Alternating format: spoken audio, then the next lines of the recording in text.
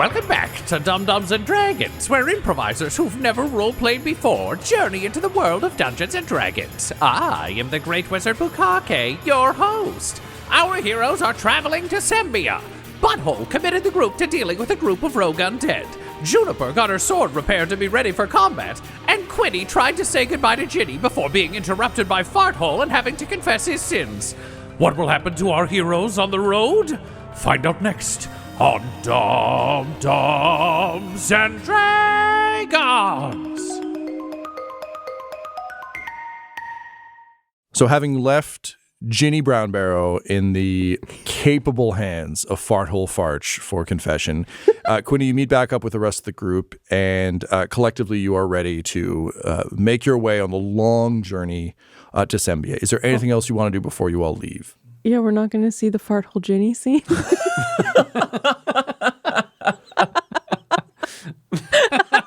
Yeah, we have a suggestion box in the studio here that's just Laura stuffing in notes. I'm like, more Farthole. I love him so much. That's a very funny question. We're not going to see that? We're not going to do that? 2 NPCs at this point. No, we're not. NPC. There's no way to talk about Farthole. Yeah, he's got a character sheet kicking around. It's right here. There you go.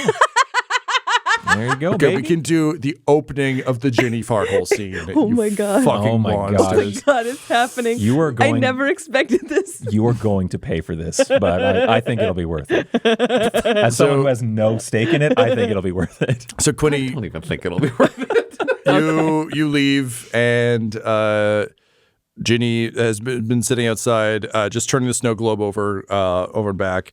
Said, so how'd that go? That was a fucking nightmare. Oh, I'm good. sorry. I'm Great. sorry for what you're about to go through. Look, I love you. I'm going to miss you. I'll get you something nice. I promise I won't die.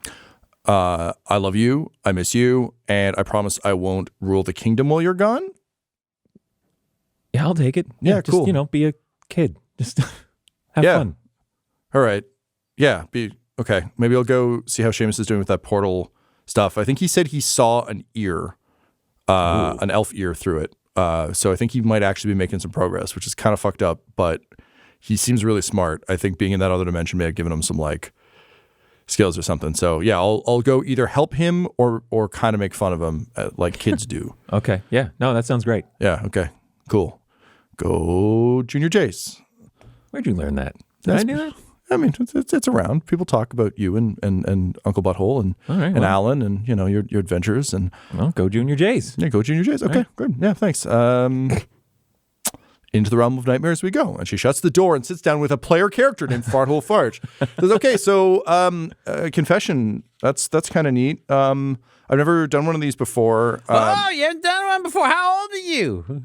How many years? Does that really matter? I gotta know how much sins you got have done. Okay, well, I think canonically I'm like 16, maybe. Oh Sounds my, right. you so old. That's like 1.6 goblins. Should I be taking notes? I don't think I know No, that. I got my own sheet right here. It has a couple things written on it. 1.6 goblins is written on now. So, like, did you do a murder? I was a little more freeform with your dad because he, like, we didn't know, but now I got some no's. So, okay. Wait, sorry, are you new to this? Is this like a new thing for you? I haven't done a lot of confession before, but now I'm an expert. Okay, great. Okay, cool. Well, don't worry. I think we'll figure this out together. I Okay, think. that's good. Have you done any murders? No. Oh. I mean, I've tried, but Dad kept stopping me. You seem sad about that. Well, I want to be so fucking cool, and I don't think I'm that fucking cool yet. You know? Well, I mean, your dad did some really uncool murders. One time he just went back to a guy and was like, "You're gonna dream or whatever," and then he was sad. Normally I wouldn't share this, but that wasn't really a sin. He just has like a narcissism problem. Oh, you mean? Okay, yeah, no, that I do know about. Oh, I forgot to eat the sheet. He falls on the sheet and eats it. He's like, "I didn't say that part. Leave that out." And as you chew on your sheet, Ginny just sits there and goes like, "Confession's awesome." At which point we cut back out to the courtyard. Thank You're all you. ready to. You're welcome. Happy advanced birthday. Farthole runs back out with Ginny. He's like, "You have to do one together. That was part of the agreement." Later, Farthole. You sure we can do it when you're back, but what if you're dead? I fucking hope so at this rate. Oh, I'm canonically out here, so I think I heard you say what happened. You what? You fucking told her my confession thing. I thought they were private. No. That paper, I don't know nothing no more. Annan just shows up. It's like, Farthole, there's still some people delivering speeches at the church. Can you shut that down, please? They've been going since yesterday. No, they all get a turn. They wrote their names down. Okay, well, you got to go keep an eye on this shit. No, I don't. They just say the same thing so much. They just said that Buthole's an idiot. What the fuck? He's gone. She was back to Quinny. She's like, you fucking owe me. All right, yeah. You can call it in whenever. That was...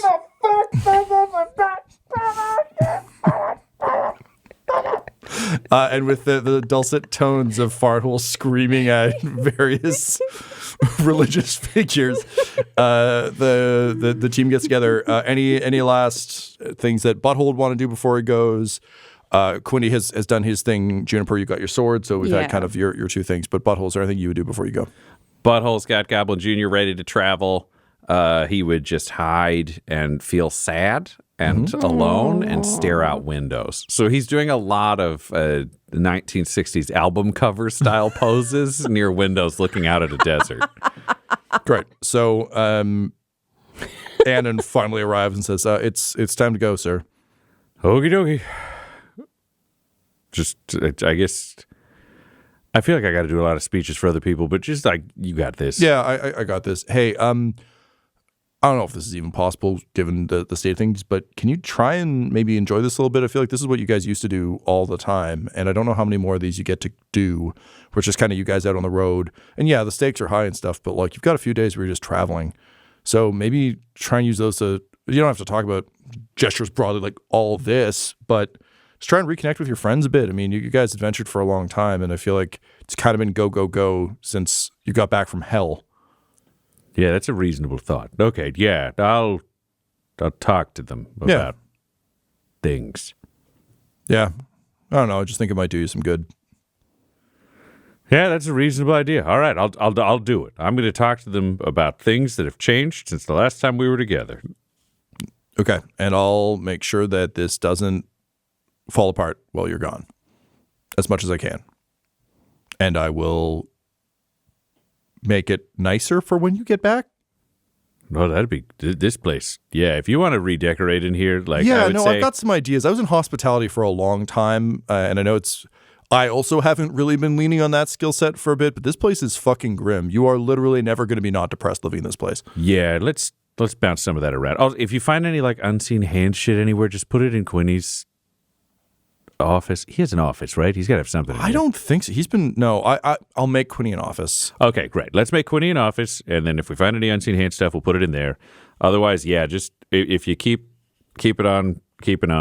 I think we got a whole military to turn into construction, but we don't really have that much money to pay them. So, honestly, we'll get back to semantics when I'm back. Yeah, I'm going to try to enjoy a vacation full of murdering the undead, which is something I'm a little passionate about. Yeah, fair enough. And I will continue to get things going here. So safe travels and good luck. I don't think you'll need it. Right back at you. I don't think you'll need it either. And she just kind of like looks over at Patty Two Eyes, who is just stacking what she thinks are bagels, just like fistfuls of nuts and stuff on the table. She goes, I might need a little bit, but thank you. I appreciate your blessings. I appreciate the sentiment. Got your back. And he turns to go. Yep. She just gives him a thumbs up and she goes, Patty, we got to talk about baked goods. And then off you go. So all of you meet up outside. The little caravan is ready. You've got the good horses, none of these shitty noble horses. Reginald and Bucky are there to see you off. Any parting words, or are we getting on the road? I would just say, do what you have to do. Do what you need to do. And do a little bit of what you like to do. Goodbye. Goodbye, everyone. You'll have fresh bed sheets and laundry for when you get back. Thanks, Bucky. Remember to nap and take care of yourself and do what you want to do. Remember? Okay. Yeah. I already am. That's a good point. All right, come with me, Bucky. Now we're going to talk about how each day might only need to be one day. And Reginald's walking with Bucky under one arm. Great. And with that, you give don't even know what the proper term for this is. It's just like give heel to the horses, but that seems mean. But I think that is kind of what it is. You just like you set off. I speak with animals and say, all right, horses, Yeah, I have let's go. Make horse go now. Y'all heard the lady. Let's get this moving. Whoa. And all the horses like stomp twice and take off. They're fucking war horses of Akka. They're built for murder. Seen some shit. Yep. And with that, you take off into the desert. There's a sort of a regiment from Cormier that kind of salutes you as you go. You can see that again they have set up all their siege weapons, but they are standing down for now.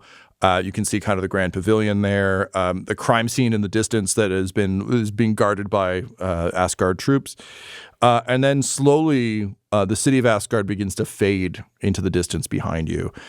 These are big fucking horses, so they are going at a proper gallop. Oh, wow. And there's enough roads in and out of Akka that the formation of Akka that. Even though, there's like a lot of different defensive walls and things that you're passing and barricades and traps and other nonsense you could set up if you're really trying to keep out invaders, you are able to make fairly good time getting out of the city. And slowly but surely, Asgard disappears into the distance behind you as you gallop into the horizon.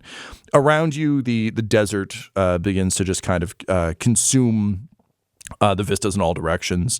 You see sort of small groupings of rocks. You see all sorts of desert scrub, various creatures kind of making their way. In the distance, occasionally you can see winged creatures flying by. The day is, clearish sky, few clouds. It's hot. But there's enough of a breeze from the gallop. And in the far distance, you can kind of check the map and make sure you're going in the right direction. The Hammerers ride in silence. They're, again, former military from Akka, so they're used to this sort of condition. And all of you just kind of have a moment to your own thoughts as you make your way away from Akka.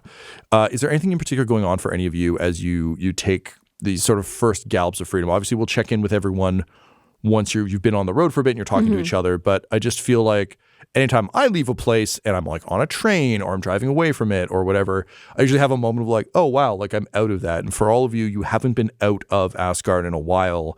And prior to that, it was like action, action, action, action, action. Now you're just on a horse on the road heading towards undead, admittedly, but a little bit of a different vibe. Is there anything going on for any of you that you want to bring to the table? Yeah, I think Quinny's probably after talking about like confession with Farthole, but also like everyone else stopping by being like, hey, we might die. You are the error. If everyone else dies, just don't forget that. To his daughter, he's like, I think there is that excitement of like, oh, finally, just like we're a small group, getting hands on, getting some action. And then like also like having to reconcile with like, action also means like putting my life in danger and the lives of my friends on the line. And that is becoming a heavier and heavier burden to carry into these things, knowing that like I now have other people who like depend on me that I would want to see again and things like that. So it's like, yes, finally we're back at it. And also there's a new kind of thing of like, I don't know how much longer I can do this for without feeling awful all the time. Yeah, fair. Yeah. Cool. Juniper? Juniper is enjoying the change in scenery. She's enjoying connecting with a living being, this warhorse. It's just nice. Good. It's just nice to be in a different environment and explore. She hasn't done a lot of things that feel explory. It's always been very scary lately. So she's just breathing it in, soaking up the sun, generally enjoying herself until something horrible happens again. Fair enough. How about you, Butthole? Butthole is on the road. It's a weird combination of memories of having done this with friends before, with these friends before, and it just having how much has changed. And leaving doesn't feel like leaving. It's that weird sense of like, oh, I'm still aware that I have this full nation and I'm traveling. And in a legal sense, I am the nation. And I can't set that aside. You don't get to stop being king on a holiday, especially not if your holiday is to go like do work for another country to prevent your country from being massacred. But it's that plus the ride. And he's had work to distract him. Even if he was tired, like people are constantly just coming up and asking him to make decisions on things. And he doesn't have that currently. And that could be its own stress. So he's also like, how do I get a wyvern? 'Cause if we could get like 3 of those, then I wouldn't have to bring the guards. And then we could just bring the people who are important. Oh, yeah. There was that dragon back at the fortress. And he had kids. And those kids were going to get to the point where they could fly. So I need to write a letter to the fortress. And I could pass it through my painting at night. And then I'll be able to fly, so I'll be busy, so I won't have to deal with these feelings. Oh, I found the feelings again. And it's constant planning following back into feelings. That's him writing right now. Okay, great. All right, so as all of you kind of have your own experience on the road, you travel in sort of companionable silence, even if you are struggling with the effects of state or of the weight of kind of responsibility and the eventual cost of all this, or just getting to ride a cool horse. And slowly but surely, after what seems like a long, hard ride, and again, these horses aren't tiring; they're like super juiced up. You begin to see mountains in the distance and the sort of signs of it, but it's still a decent way away. You figure you can make it by probably midday tomorrow, so you're gonna have to like break for camp sometime soon. It is a very fucking big desert. It's a bit like a Canadian map where like you look at everything, you're like, yeah, whatever. Canada's like just like 8 cities and a bunch of towns, and then you start actually trying to drive somewhere. You're like, oh Jesus Christ, like it's fucking Everything big. is so far away. Yeah. Ontario's a real bitch for that, where it's just like, oh yeah, it's like from here to here, and you're like that's like 8 hours. And you're like, no. So you'll have to make camp along the way, and then make for the mountains tomorrow. So gradually, the horses are tiring, but like in a really pissed off way. Like they clearly are. There's a lot of like, I'm good. I know we're good to keep going. But Juniper, you know they're getting tired. Yeah. So eventually you kind of find a small outcropping of rocks that's like defensible enough that everyone feels comfortable kind of setting up amongst them. You do have, I think you said like 6 hammerers? 10. Including Crendon. Yeah. So you've got like a good amount of people for setting up watches and everything else. So you don't need to worry too much about that. You have the glamping tent from Reginald, which I believe is like much bigger on the inside. It's it's a regular tent from the outside, and inside, it's a whole apartment. Yeah, great. So you've got the apartment to stay in. So you get set up. Everyone kind of, they get food going, that sort of thing. And Crendon approaches just as you're kind of starting to get the tent set up and everything else. And he says, sorry to bother you guys, but I've been talking with some of the troops here, and I'm noticing there's a bit of a difference in how you guys have approached things with me and with, the tremendous amount of leniency and understanding you sort of showed to me after we met. These folks, they're loyal, they'll follow orders, but Akaw is a much different place. Sir, I think you, just as the Butthole, I think you understand kind of what we're dealing with. Oh, yeah. I think it might be helpful for you to start to think about some maybe some ways you could inspire these folks to think a little bit differently about what this all means. Because again, they'll fight and die for you right now, but I think you can probably provide them with a bit more than that. They're also curious. None of them will ask, but I mean, my lord, you were the lost son of their former rulers, and you've come back, and they still talk about you and Reginald in the hushed tones of seeing the Tingly Boys in the Colosseum right before Lichfall.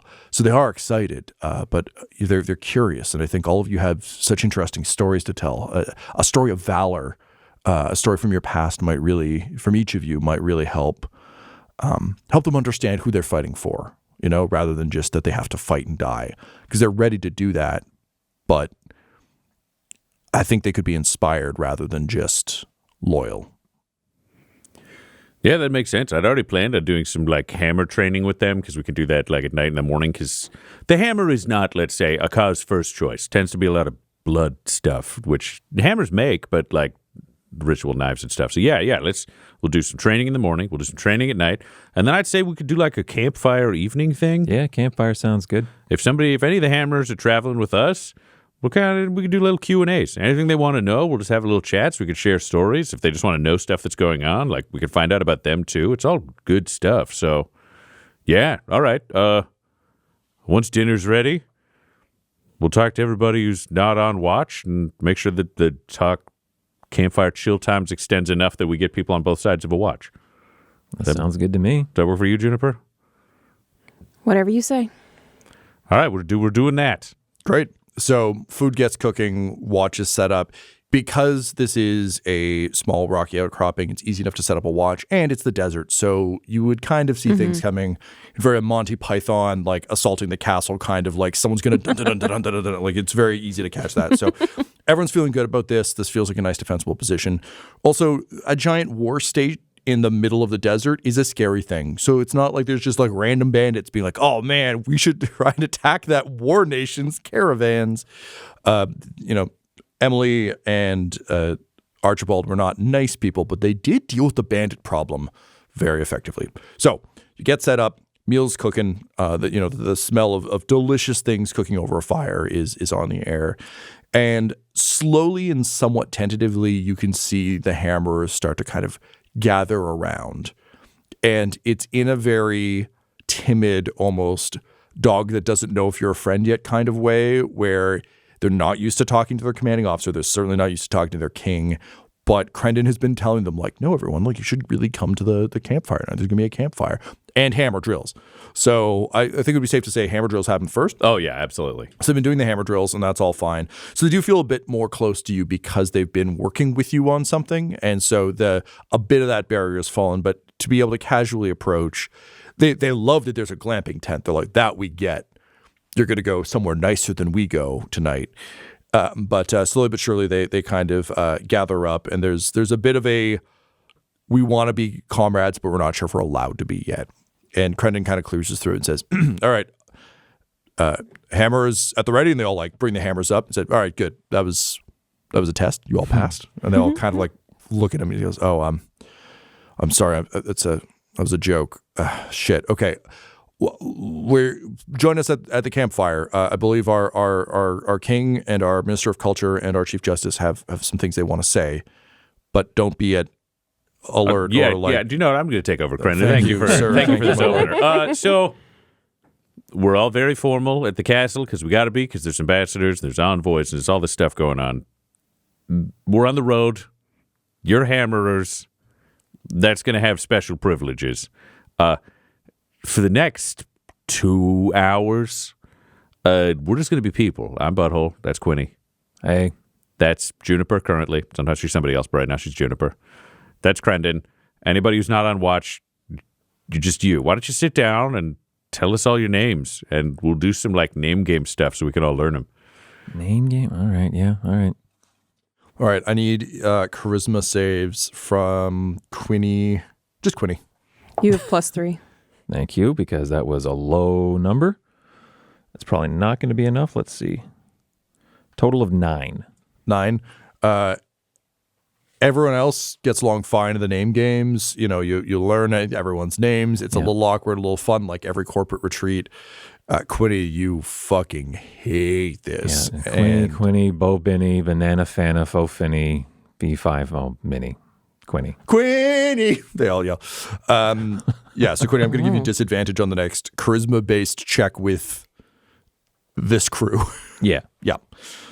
The names get going. It's awkward. There's like that standard first night at camp kind of vibe to it. But yeah, you get a good sense of who all is there. And Juniper would take turns, basically like taking Butthole's hand and like turning into each of her personas to just be like, hello, like from all of them, just in case she's changing during combat or something. Sure. They're not feeling, oh my God, who's that insane child? She turns into a lot of people. And how many personas do you have? 8, but I wouldn't introduce the dark. So 7 functionally. Great. So statistically, she also turns into a werewolf sometimes. No, bad. Smack the wolf back down. Okay, so she does that. We're working on that. That's Bite Force. Trent is a part of this. The Sigma Squad, Bite Force, is going to be great once we get them all werewolfed up. We're also on a lookout for a couple of different werewolves. I don't know if anybody's heard any about this anywhere. And he walks them through the Alpha Gumbo and the 4 different wolves. He's like, that's just like a passive thing. We're just trying to sort this out. Oh, it's a reasonable question for a group like this. Are any of you suffering under any magical curses or hexes or any sort of familial troubles like that where we should know that because we might be able to help you? To a person, no.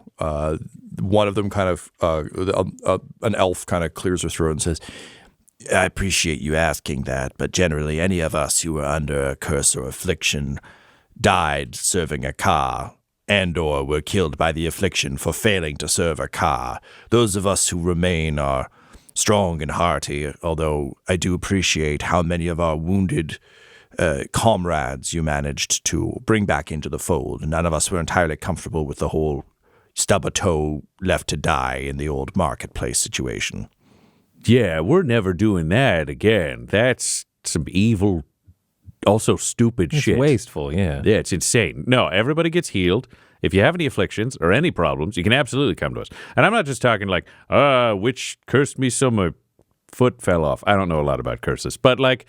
No, we've seen that one. It's okay, vicious, good. If you got that, like, we'll help sort that out. But also, like, if you're having problems with, like, you took a loan from somebody dodgy, or you're gambling, or you're drinking, or just, like, you're lonely or sad, these are all things we want to help you with so you can live, like, full, meaningful, positive lives. And a human at the back raises his hand. Oh, yeah, go for it. Sir, I'm sorry, but this is for blackmail purposes, right? Like, you learn all of those things, like if I'm feeling sad, and that way you have something to use against me if I were to ever rebel. If I could take this one, Your Majesty, says Gartok. I mean, sure, this is Gartok. I'm hoping I agree with what's going to be said. We'll find out. Well, I'm really speaking on behalf of Dr. Martha, because there is another one of us in here. You met her briefly, Dr. Martha. She's a therapist, and she's actually helped me quite a bit deal with the fact that I just haven't been around much and don't really know who I am.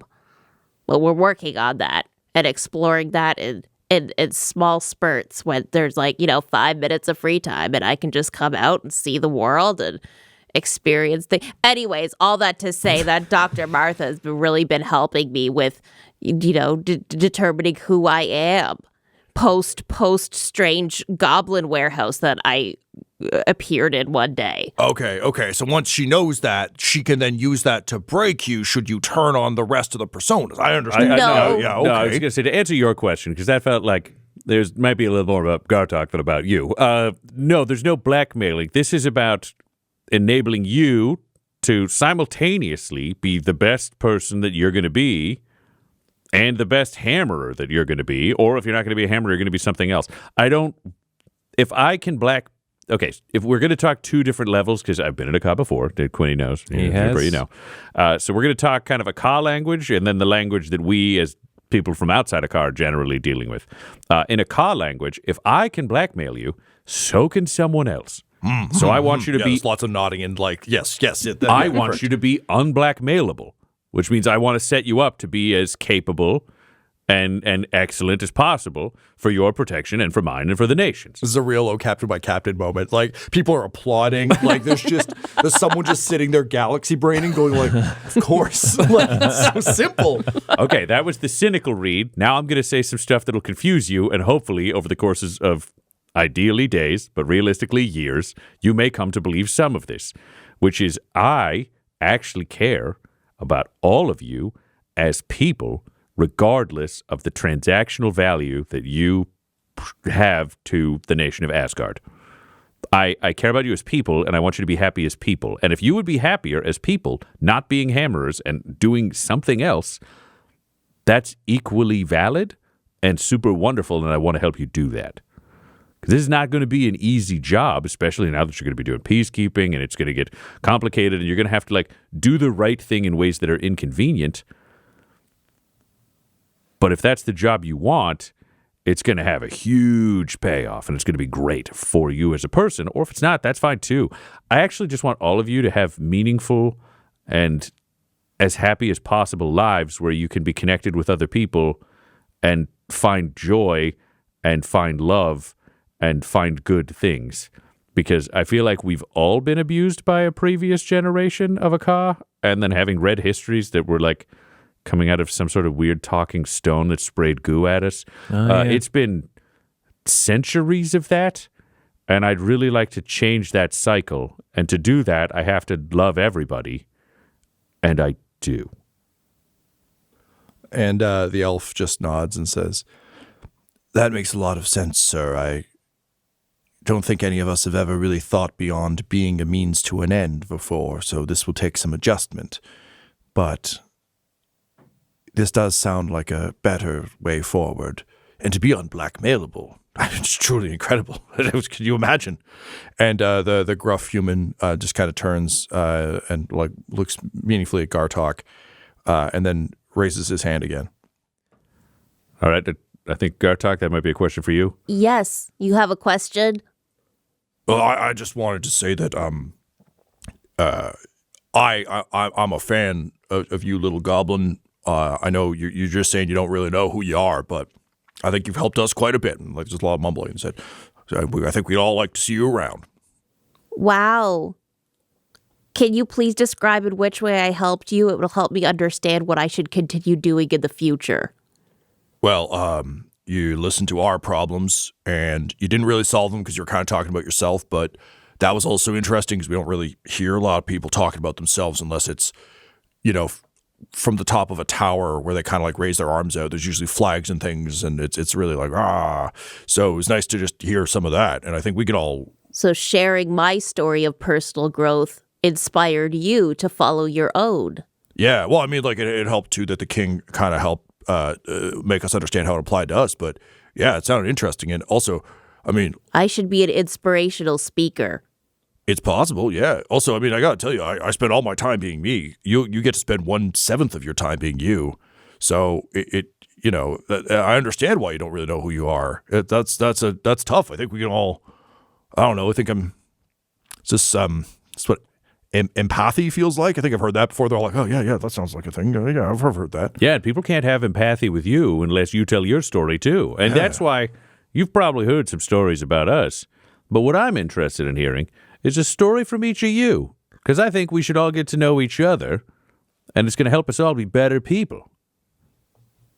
All right. Well, let me just open my 20 pages of individual stories. No, the evening carries on, and slowly but surely, people start to try and tell stories. Butthole, from you, I think I'm going to need maybe a persuasion check. I think. Sure. Yeah. Although, I don't know if you want to make this a religion-based thing, but I think it's probably persuasion. I think you're just trying to inspire them. Persuasion is good. I'd say he's subtly guidancing himself through this experience to help balance his other bullshit he's got going on. Farting by a campfire is a Mel Brooks tradition, so you're just living up to the good stuff. That's a nat 20. All right, yeah, it is tremendously awkward. That some of the stories are in the same way that the misunderstanding about blackmail is there. There's just a lot of like having to undo some long-standing misunderstandings about the world. But each of them delivers a little bit of a story, and they're surprising each other because none of them, similar to what you saw kind of at the festival, none of them have really talked about this stuff very much before. It's a lot of coworkers who actually don't know about their lives outside the job. So it's a lot of like, oh yes, remember that time when we all defeated this? And like, that's the only story they've told each other. So hearing someone be like, oh yeah, I'm scared of thunderstorms. They're like, what, really? It's like, oh yeah, that shit could just kill you anytime. It's big and loud. It's in the sky. We can't control it. And everyone's like, fuck man. All right. Yeah, that does make sense. Just a little, it's that sort of thing where, you're just slowly watching a group of strangers actually get to know each other for the first time. And as the evening progresses, people are eating and talking. The watch is switching in and out. And Crendon just comes over and says, sir, I just really want to thank you for that. I think they really needed that, and I think that'll really help pull it all together. At some point, they're going to have questions about you, Quinny, I'm sure. But yeah, I think this is a really good start. We're good now. If you guys want to turn in, I know you're being great about kind of leveling the playing field and everything, but you're still our king. You're still the king's council. You still have been dealing with quite a bit. We can keep watch. That's something we are very well trained for. And if anything goes bad, I will turn into a wolf and kill it. Wow, that sounds great. But like, before we go, right now it's been us leveling the playing field with them, and you in the middle feeling like you're not a part of either group. So sit the hell on down, buddy. It's your half hour here, and he'll just force him to sit down and be a part of this experience before piecing out after that. But understandable. Well, given that Gartok is now our public speaker, inspirational speaker, Gartok, what do you say to Crendon to inspire him to tell a story? Crendon, it sounds like you've been through a lot, just from what I've kind of observed through Juniper's eyes. How do you think that your past influences are having an impact on how you move through the world with intentionality now? I was going to say, and Quinny, what negative facial expression are you making that Crendon muscles through to share his story? Just kind of a like intentionality. What the? Yeah, Crendon has Dr. Martha is fantastic. She's making words up. Crendon is also thinking that, but in a positive, like, oh wow, she knows a lot of impressive words. Intentionality, necessarily, it's all gobbledygook. So Crendon just kind of nods and he says, well, I mean, most of you know this, but my brother and I both also received the Alpha Gumbo, and as a result have been wrestling with our own demons. He was a bad guy, and I was also a bad guy, but he was quite a bit worse. So, I always assumed I would die being dragged in front of the hit that would kill him was kind of the plan, I think. And it wouldn't necessarily be that, but I just didn't imagine a world where he survived something or where I survived something he didn't. Not because I believed that, he was so much stronger than me that he could just survive anything, but rather that for him to die, I would have had to be very long dead. So when you kind of grow up around that and then you are given transformative wolf powers that back that, you kind of get to thinking about your place in the world, like you, Gartok, I guess. Mm-hmm. And I don't want anyone serving under me or under Asgard to feel expendable. I think life has been cheap in Akka for a long time. I know with the Fries, life was deeply, deeply cheap. I know it wasn't always that way. I mean, Butthole, from what you've said and what the legends I'd heard of the Fries under Commander Potatoes, it mattered. The camaraderie mattered. Greywater meant something. There was brotherhood there. There was camaraderie, and now a lot of that's gone out of the world. So that's, I think, how I'm trying to approach it, which is I thought I would be dead by now, and I'm not. And I don't really know what to do with that. But after that chat on the roof with Butthole, I realized that I got a part to play here. And then with you, Gartok, and Juniper, and your wolf, I found very clear purpose. But for all of you, and he points to the hammer, he says, and everyone back home in Asgard, it's important to me that if we're going to die, we die for a reason. And that's kind of why I wanted to have this fireside chat. I wanted us to kind of have a sense of who we're fighting with, but also what we're fighting for. And that can't just be a flag in a nation. That's got to be the people in it. And I don't think any of you have had that experience, and I hadn't. So I wanted to share that with all of you. And thank you for sharing that, Crendon. Thank you for all of this. We're going to go in a moment, but I want to make sure that we cover the one last blind spot that I feel has been missing in this whole campfire talk. Quinny, you've been sitting here listening to a lot of people talk about brotherhood and their own problems and their own challenges, and I think just because I know you've been quiet because you've been thinking about the best story you have, because that's just who you are. If you could just share your story from our adventures together, that really expresses, the love and brotherhood and the sisterhood and just your bond with the world, so that everyone understands where you're coming from, so they know that you're as emotionally available as myself and Gartok, and that you're here for these people. So I'm just going to give you the floor, and I'd just love to hear that story from you. I'm sure everyone else would too. Am I right? Yeah. Am I right? He's like fishing for applause. Yeah, come on, Quinny. We can't blackmail you. Inspire us. All right, let's see. Brotherhood, camaraderie, sisterhood, friendship. Okay, so I went to hell with actually these folks here. Had a score to settle with the devil at the time. He had kind of bamboozled me into a demonic pact there, and it was like payback time kind of thing. And well, I mean, you all kind of saw how like things kind of got like weird here with. Well, maybe you didn't know, but like hell was getting full, kind of, so to speak. There was a lot of weird stuff going on in hell. A lot of like I had been there before. A lot of the people that I knew like there before, like a lot of changes happening and things like that. Everyone was like scared. Demons and devils and just the souls of the dead scared in hell, which was not necessarily the case before. Oh, yeah, to be clear, Quinny died, and then we battled our way through hell to bring him back. That's not the story of Brotherhood that we're telling? That we'll get to in future? This is the follow-up journey to hell. So much light in all their eyes. Like, what? So, yeah, anyway. I just realized we've all died. Yeah. God. We fight through hell. We kind of create like a little bit of a resistance situation, and we gain some more allies, more comrades, that kind of thing. Anyway, we end up at like the big bad guy's, kind of like office building. It was really paperwork based kind of vibe that he had. He loved contracts and all that kind of stuff.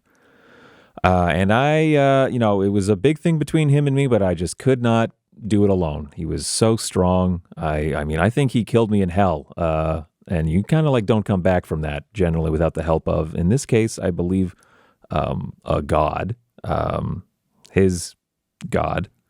Moonhammer. She's not here anymore, so Yeah. we have me as the avatar of Moonhammer. Yeah. We don't need to, that's a story for a different campsite. We're telling the story. Anyway, yeah. The whole thing that I'm trying to say is like, I tried to take him on solo on like his terms, and like I was defeated before we even started, kind of thing. Even with my friends here, it was like really tough and I didn't make it. But the reason I'm back is because of my friends. And the reason he's not is because he didn't have any friends. He basically coerced, betrayed, tricked everybody that he ever dealt with. And so he didn't really have anyone really and truly in his corner in the end. And that was what made all the difference. He's gone. He's not coming back. Nobody wants him back. These people wanted me back. So, there. Can you roll a performance check at disadvantage? Disadvantage. We'll happily take that 8, I think. Performance, you say? Yep. 11. And everyone just kind of nods and says, yeah, okay, cool. Hey, Gartok, tell us more about the warehouse. Are you happy, you big fucker? I'm pretty pleased. I think that the message, I mean, to rephrase Quinny's story, to make it clear, he told it the cynical way, the old Akar way, which is, if you don't have friends, you'll go to hell and get murdered like a chump and no one will care. Oh, yeah, like a chump. And if you do have friends, they'll bring you back from the dead, so only with friends will you live forever. But the emotional way is, he's acknowledging, if we look into it as a metaphor, Here we that go. we all have goals that we can't complete on our own. And we often move towards those goals in like toxic ways because we think that we have to do it alone. And then it goes really bad because no person is an island. We're all just dolphins in the sea. So we swim together and apes together strong. So just know that working together, we can not only achieve our goals, but we live longer, we have more meaningful connections, and we can achieve things we never could alone. And that's not about work, that's about friends. Think about me without Dr. Martha. I would have no purpose in life. Oh, yeah, okay, yeah, this all makes much more sense than what the halfling said. Yeah, okay, okay. Fucking whatever, guys. Good. It's just like I'm going to bed. Yep.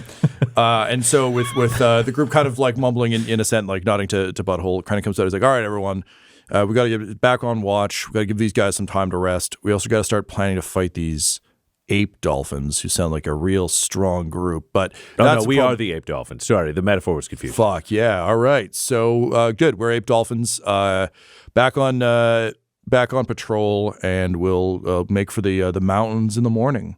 And there's like everyone gets up feeling better than they were when they left. And Quinny, they're even like they're being nice to you and stuff. Like they're patting you on the back. Oh, okay, that motion right there was like, am I getting fucking head pats? Because I oh no, based on rank, no. Based on like if they're just buds, maybe, but no, it's like pats on the back, very camaraderie and everything else. And feeling better about kind of the state of the Hammerers and your adventuring party. The three of you begin to turn in for the night. You're heading to the glamping tent. When someone says, "Look, a shooting star," and all of you look up to see something arc across the sky. It doesn't stop. It doesn't pay you any heed at all. You're far too small for it to notice. But racing across the sky, high above you, you see Captain Plantier zip by, a stark reminder of what's out there and how very small you are in this very large world.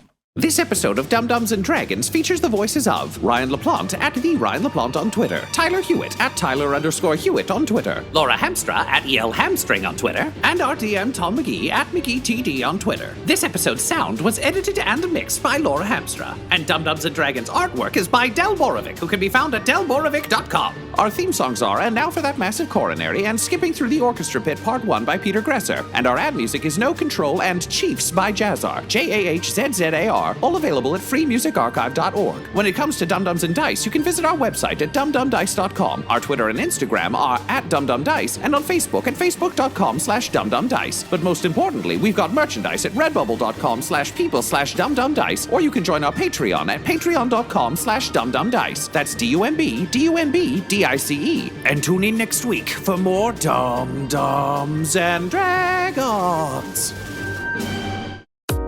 Dum-Dums and Dice has to give a special thank you to the supreme beings of our Patreon at this time: Christopher Little, George Dolby, Richard Cranium, Gavin and Abby McDonald, Logan, Fire Unfriendly, Grandma Likes D&D, Alan, Stabby Stranger, Glitch Trick, Flynn1138, Alarain Okapi, Schrodinger's Pepper, Guy Edwards, Madre de Gatos, Lady Maiden, Garbo Ape, Locke, Sam Schaefer, Waffle Marine, Dagger Rain, Rob L, Dia De Los Hoodless, Squishy Werewolf, Remy Funky Head, Nomad, the Wise Paladin of the Badlands, Accent Therapeutic Services in Florence, Kentucky, Lael, Shulzari, The Long Family, Jordan Oliver, Richard Wright, Brittany Fenwick, Alex Parr, Old Man Mojo, Dragonfly, The Body Barrelers, Megan Werner, A Man Out of Time,